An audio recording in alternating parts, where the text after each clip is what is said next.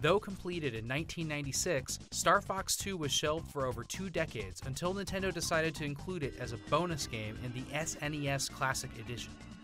The thrill of playing a lost first-party Nintendo game, let alone a Shigeru Miyamoto-produced one, is by far the most appealing thing about Star Fox 2. Its clunky, primitive 3D action felt dated even alongside the Nintendo 64 launch lineup, which is precisely the reason Nintendo shelved it as a late-run SNES game to begin work on Star Fox 64.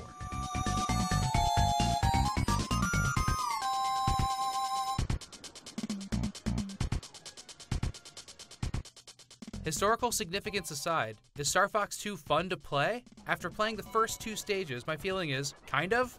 Perhaps the biggest upgrade to Star Fox 2 is a welcome one. The map now allows you to choose any target, one-on-one dogfights, Star Destroyer-like mothership takedowns, and classic battles above planets. Each time you pick a target, the enemies on the map move as well. This adds a layer of strategy missing from the first Star Fox. Do you go on the offensive above the skies of Venom, or hang back and defend Corneria from incoming missiles? At some point you'll need to do the latter, as Corneria has a life bar of its own, and we were told that losing it means losing the game.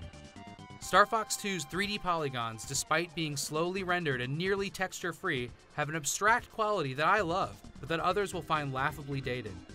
It doesn't help that those polygons are rendered so slowly you can barely keep track of the target in your crosshairs.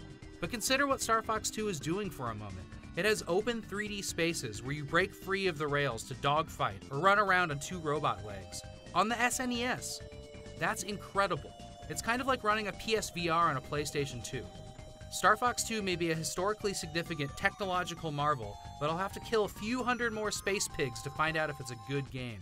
Stay tuned for our full review of the SNES Classic next month, or check out our preview of the hardware right now.